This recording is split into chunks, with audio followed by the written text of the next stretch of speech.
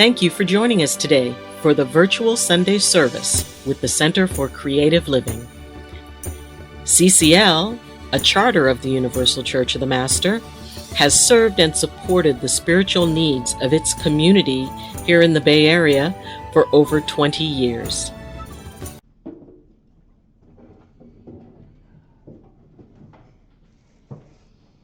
So we invite you to take that in, dream it in, drink it in, and know that we are here in this powerful community that helps hold that manifest. Our wonderful Scout Bartlett. He is my definition of a wise man.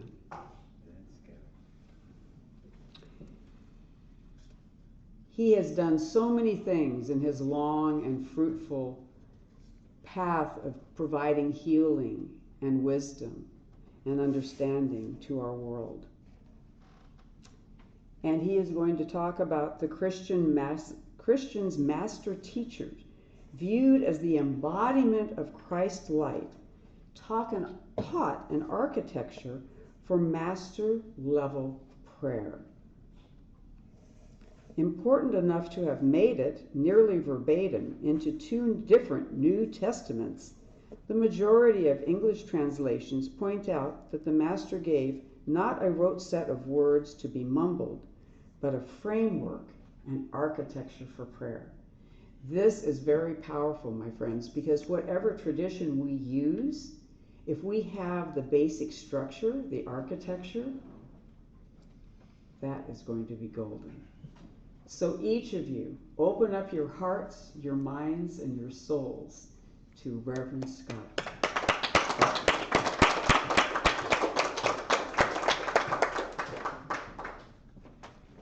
I love getting intros like that. It always makes me excited to hear the speaker. And then it's like, oh, that's me. How cool. I don't know how well you're going to see the bottom of this back in the corner there. That's it. I haven't done this talk in a while, so I brought notes.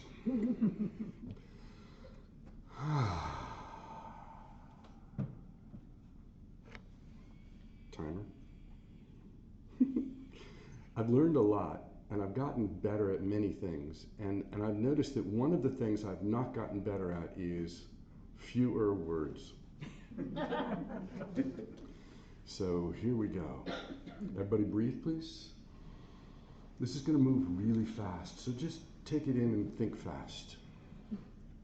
Our Father who art in heaven, hallowed be thy name. Thy kingdom come, thy will be done on earth as it is in heaven. Give us this day our daily bread, and forgive us our debts as we forgive our debtors. Lead us not into temptation, but deliver us from evil. For thine is the kingdom, the power, and the glory forever. Amen. Amen. It's interesting to note, y'all know that most of the New Testament is a 200 or at least an 80-year-old game of telegraph, right? Telephone that we used to play in grade school, yep. Whisper in somebody's ear, whisper in somebody's ear. That pretty much the only parts of the Christian Bible, New Testament, that was written by anybody that met the teacher dude is like a couple of letters that Paul wrote scolding the church because they were being naughty.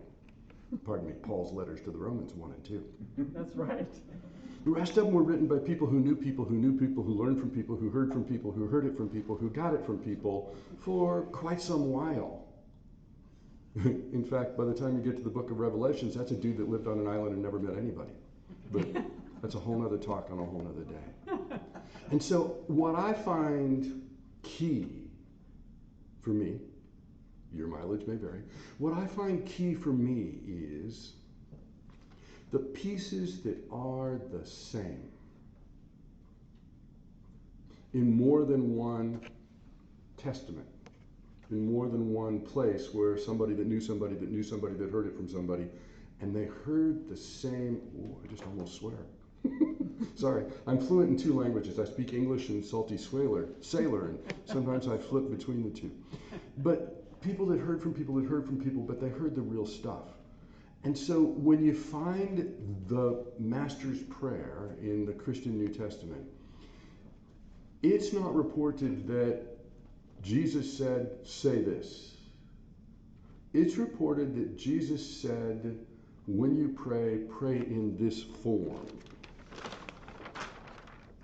So it was not meant to be our Father who art in heaven, hallowed be thy name, the kingdom come, thy will be done on earth as it is in heaven, blah, blah, blah. It was not meant to be a rattle-off. It was meant to be a form and architecture of forming. Sorry, that's going to be really noisy on the mic. Y'all are welcome. Enjoy. Our Father who art in heaven, right? Was not meant to be these words. This was an architecture. This was a framework. Now, there's two things I do a lot of in life, one of which is think, and one of which is study what works. I study how brains work. And when I meet somebody that studied how brains work and their thinking goes similar to my thinking, I go study what they studied, if I can, if it's available. And so one of the things I note is that every now and then I get to remember how long I've been doing this. The radio show that I do has been recognized as the longest running major market personal growth radio program in the nation. Possibly in the world. Wow. I've never dared say in the universe for fear some big, egotistical skyship would come up and zap me off the planet. But certainly the longest, it's been recognized as the longest running. Now, longest running is one of those interesting things. It just means I'm not 20 anymore and I've been doing it for a while. But it does force me to think and to learn and to study brains and study how we think. And so one of the pieces that I have really noted is that over the course of the time that I've been playing in this game, we've gone from as a man thinketh to positive visualization to blah, blah, blah to, and now we're in, I just lost the popular phrase right now, this positive magnetization, what is it? Anybody help me?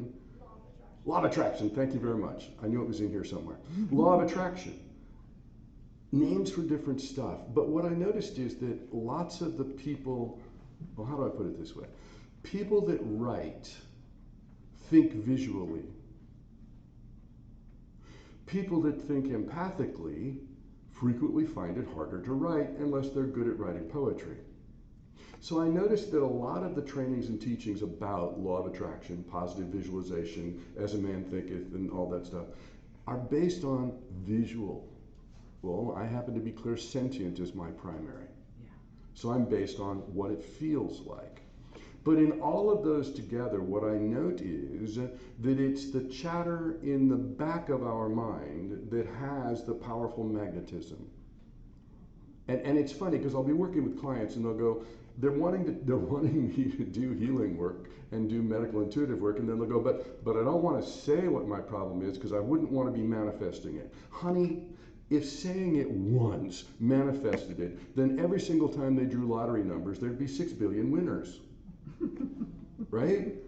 It ain't what you said up in the front, well, it's not what you said up in the front of your brain that brings the magnetization. It's the om, they never should have done this, they never should have done this, I'm really mad at them, I'm never going to forgive them, I'm never going to get over it. It's the stuff in the back of your mind. Everything's going to be awful, you'll see. That stuff. It's that recurrent stuff in the back of your mind that has enough repetition and enough whoa to it to be what forms your magnet. Now, years ago, and I laugh about this ever since because I was so young and cocky, but I was good. Years ago, I had a client come to me, and one of the things she wanted to work with was she wanted to live in a clean house. And she noticed she had a blockage about cleaning house. And she wanted me to fix that blockage. Well, I'm sitting inside her head, because that's what I do when I'm working with people. I'm in them as well as in me and however many thousand other people. And I noticed that she would seriously tidy up when she was going to have company. And I'm an engineer by training. I did the math. And what I came up with was that if she had company 3 times a week, she'd live in a clean house. So rather than fight with the blockage, I went with how she was wired already. And we rewired her to have company 3 times a week. And some long time later, I got a note from her that said it worked.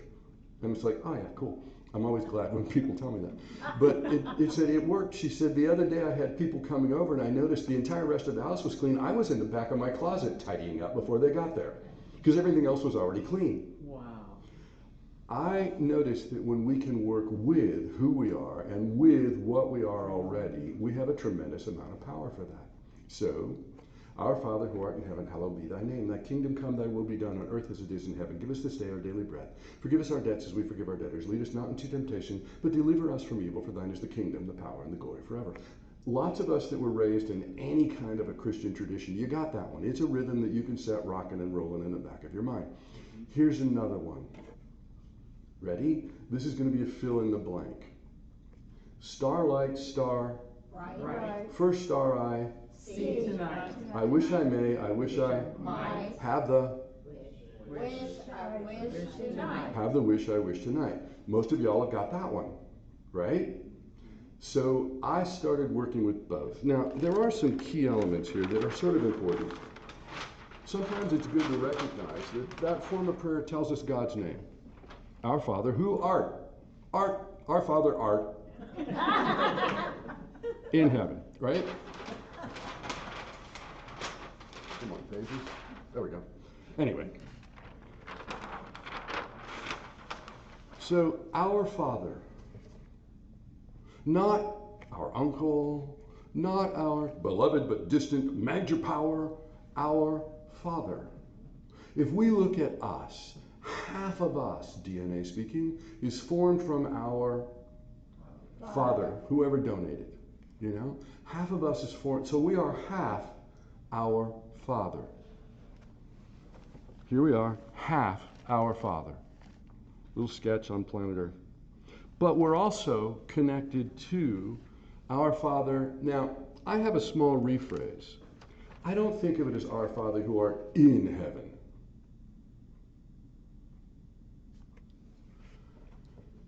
I grew up with a picture of a sort of a bad attitude, grumpy dude with a long white beard that sat in a big chair with certain people in his right hand and certain people that weren't in his right hand, and I never quite got that straight, but they had it in some creed.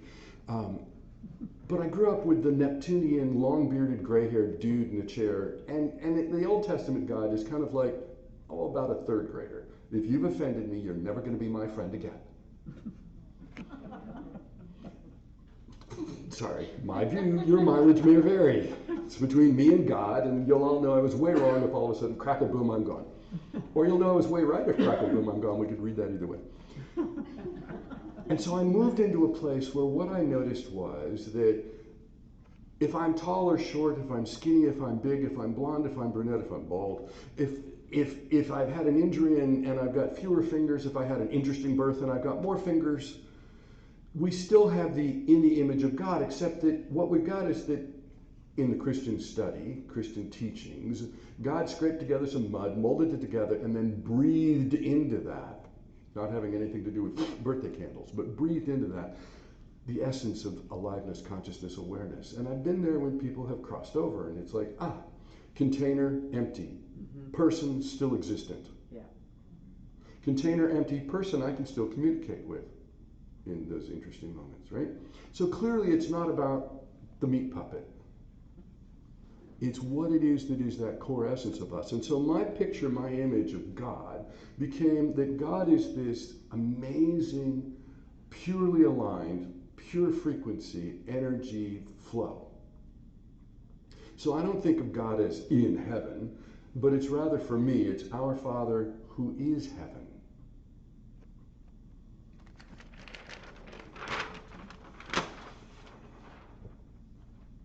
So if we think of our system, half of our DNA is Father.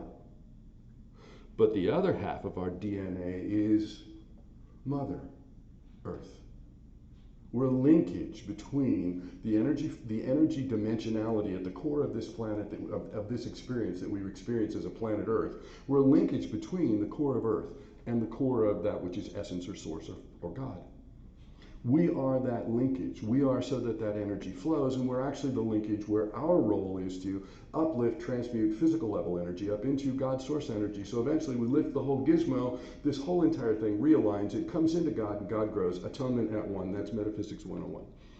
But the short version is we are that linkage. So we are half already our Father, but we are also half already the earth part of us. So our Father who art heaven.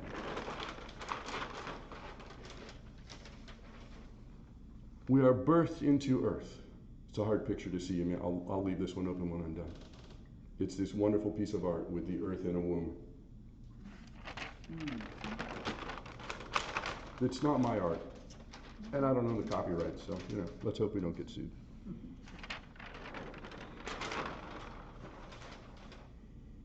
Hallowed be thy name.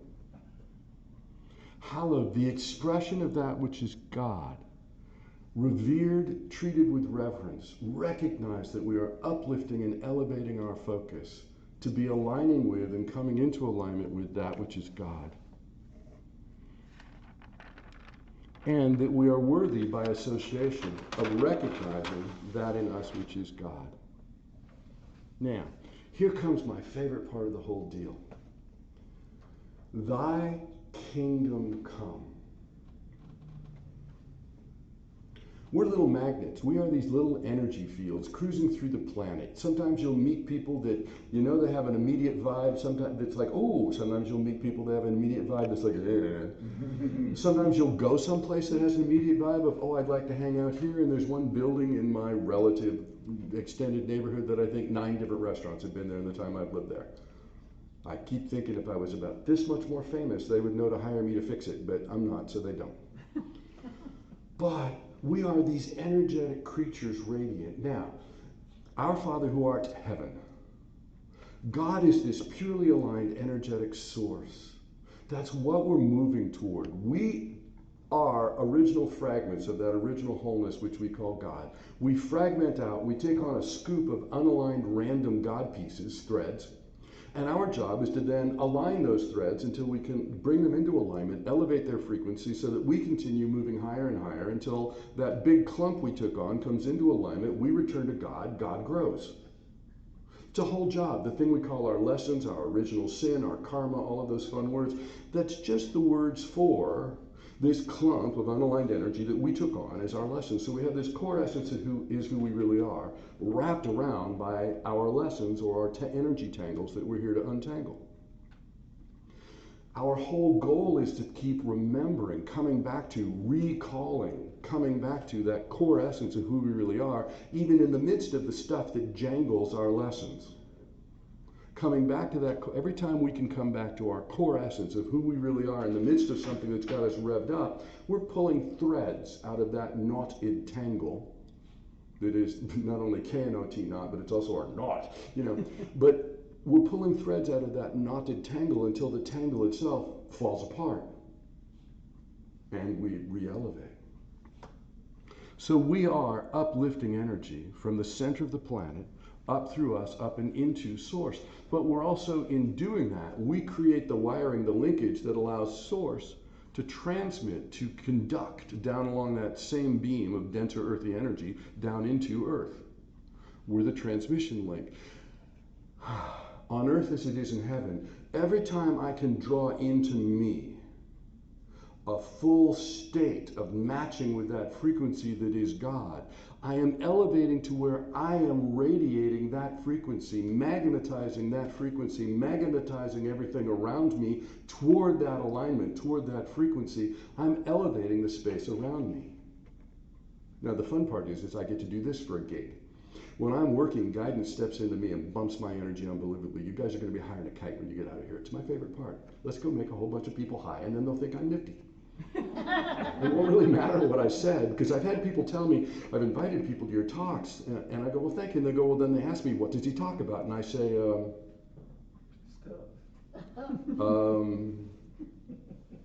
you just got to go. So we'll just make you high. So on earth as it is in heaven becomes allowing ourselves to be that conduit of that God energy, embodying that. This is the place where in prayer they describe holler to God and then shut up and listen, or shut up and be present. My phrase would be, go, yo God, our Father who art our Father art in heaven, our Father who art heaven, I'm talking here. Come join with me. Thy will be done on earth as it is in heaven. Let me bring that energy state in me. Let me bring my frequency elevated to attune to that which is God, to radiate that light around me, which means that I'm also drawing things into alignment around me. I have some dear friends in LA that we met in a chat room online when that was a really new thing, and we've been friends since. And then they weren't into this stuff. In fact, my dearest of the, it's a couple, one of those lovely occasions where I like both of them like me. Turned out well. But she honestly says, if I'd known you did that, I would have been a little hesitant because I was not into that, right? But stuff happens around me that I'm unaware of, but they noticed, and they just refer to it as my warp. We would go someplace that I'd never been, we'd never been, and somebody would walk through the door and they know me. We were in Vegas, and somebody that was in Vegas found me, right? But they also noticed that things would happen like we're at a new restaurant we haven't tried, and all of a sudden the chef comes wandering out and hangs out at our table and chats with us, makes friends with them, and now every time they go to the restaurant, he brings them some new experiment out of the kitchen. They go, that doesn't happen when we're by ourselves. I love my synchronistic. How many of y'all pay attention to your little synchronistic miracles? Yes. Aren't they fun? They're wonderful. Aren't they cool? I love those synchronistic miracles. The driving by a store, all of a sudden I go, oh yeah, I need that. I pull in and they've got it on sale. Or everybody's sold out, but somebody just returned the one I needed. I love that stuff. It's so, in fact, when it doesn't happen, I'm so much a believer. When it doesn't happen, it's like, wait, I came to this store and they don't have it? Why am I here? How could that happen? Our Father who art in heaven, hallowed be thy name. Thy kingdom come, thy will be done in earth as it is in heaven. Drawing earth into alignment, drawing ourselves to that elevated state.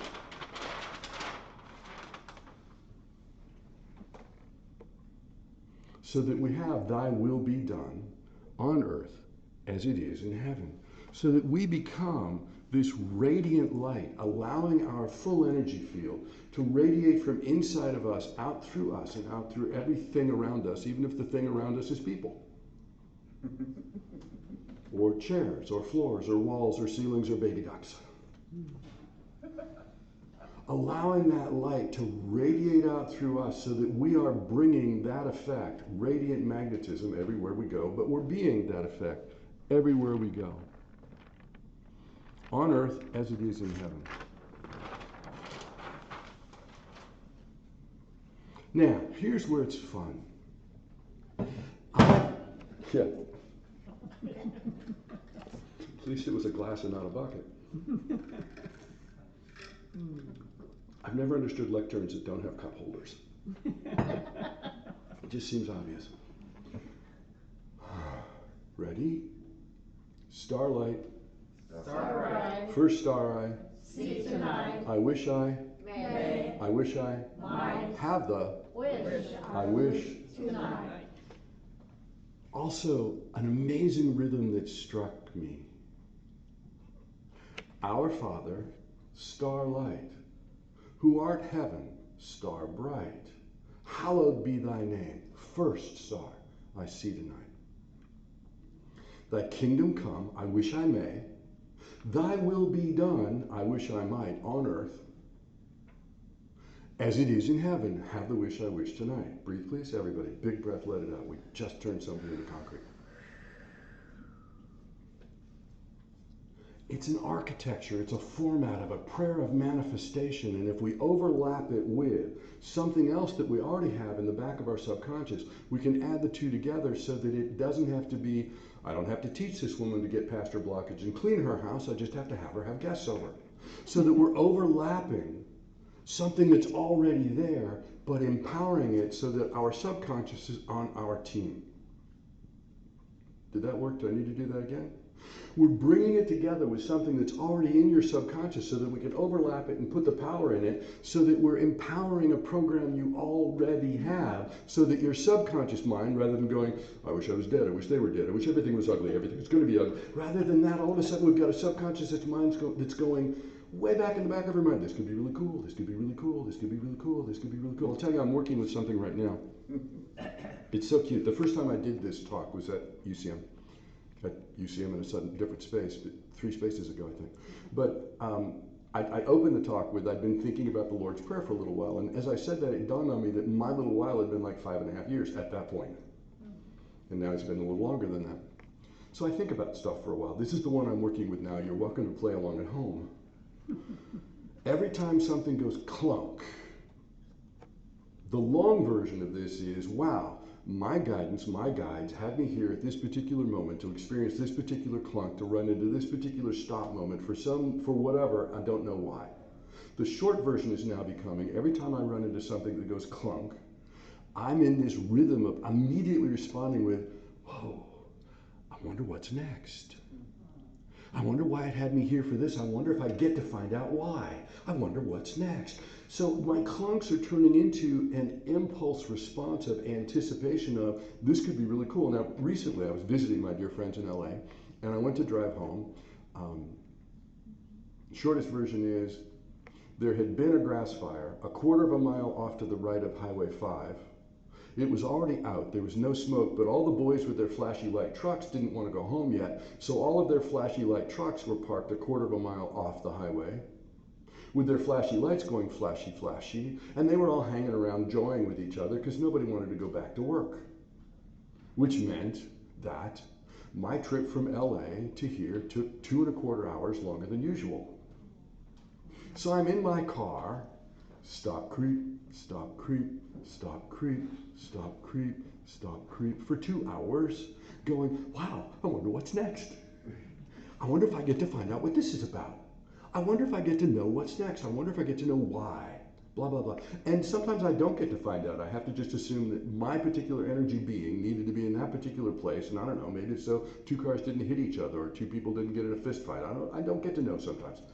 But I was in that state, and so by the time I got home, it was sort of like, rather than, 2 hours later, it was like, wow, I wonder what that was about. Which is a way more powerful, subconscious realization of the fact that I got my buttons bumped. Significantly.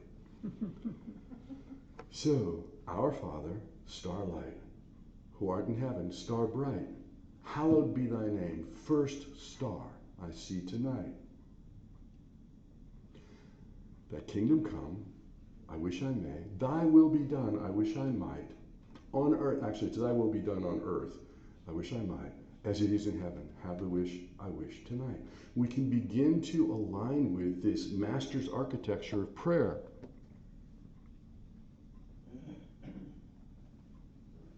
So that we get to, give us this day our daily bread. Now, my little takeoff on Starlight, Star Bright. Now I'm going to spell out my manifestation, desire, my wish.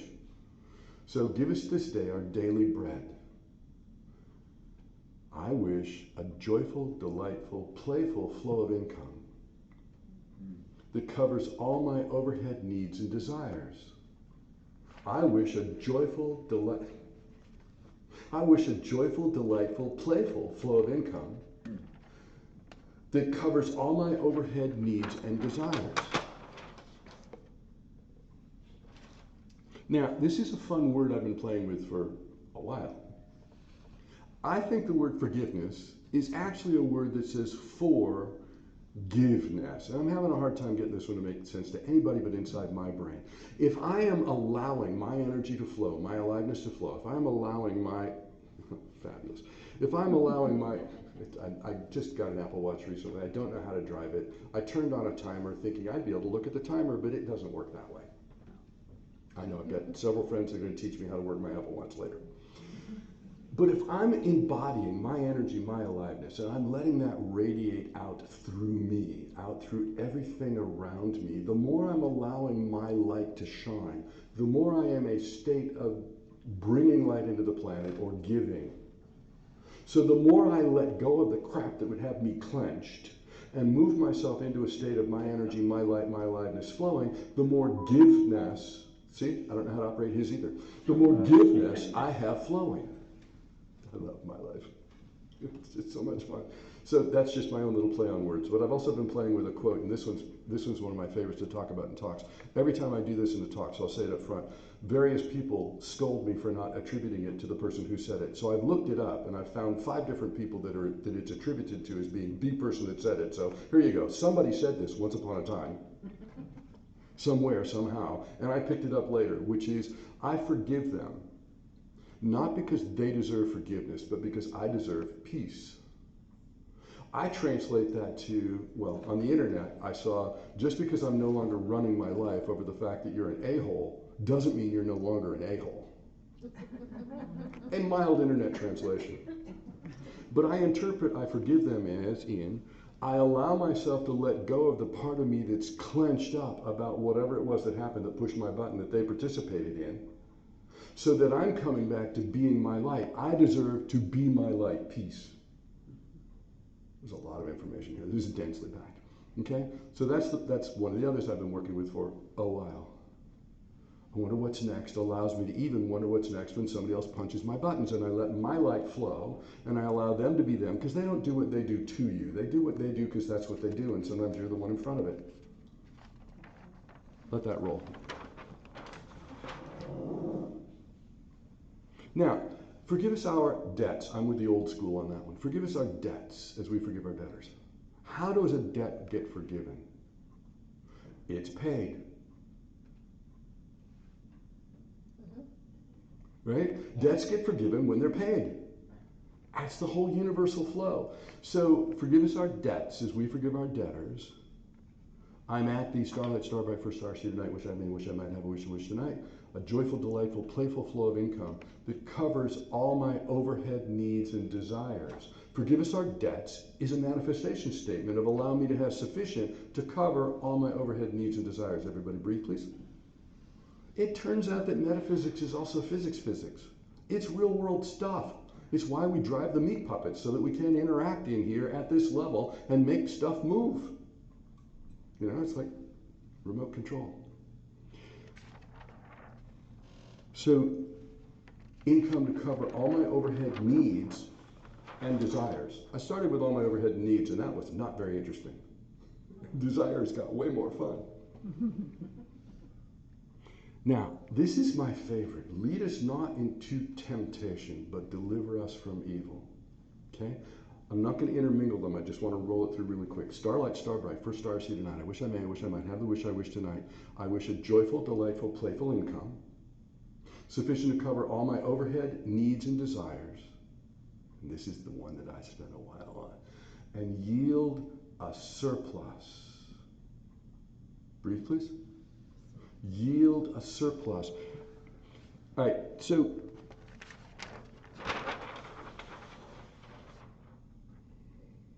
I want to let there be light. I want to let it open up and be light. I want to bring all of it into alignment in me and around me so that I'm magnetizing that. Because there's a very interesting thing. Lead us not into temptation. Lead us not into evil. Am I doing that? Sorry. I am.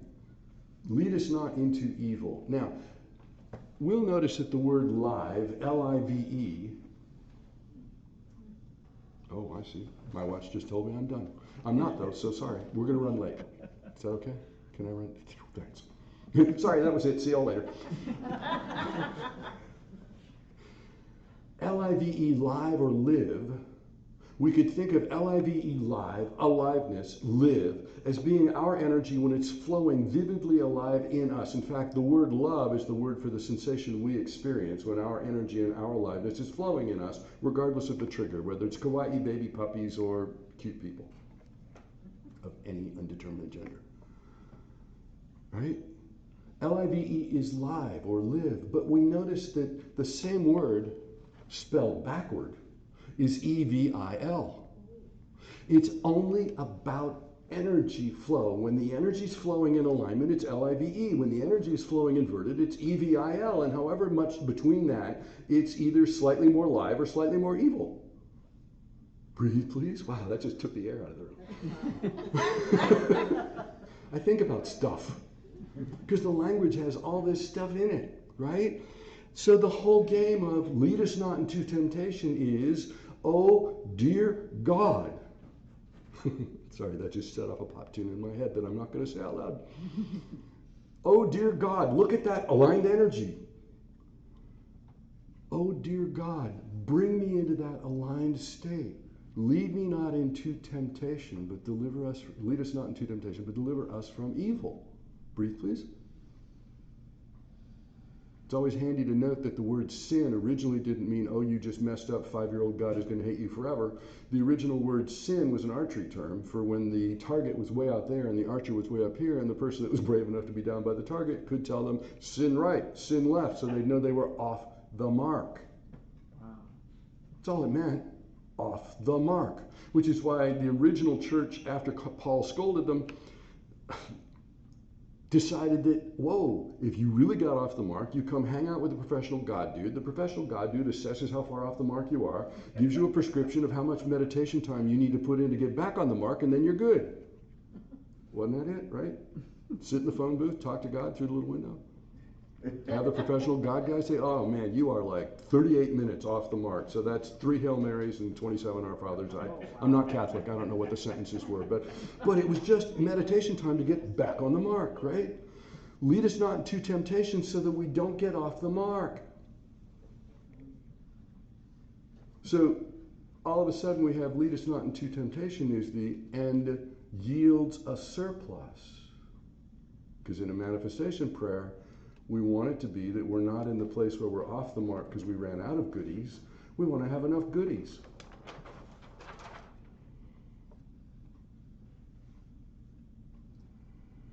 And then it's deliver us from evil, which is let us come back on the mark.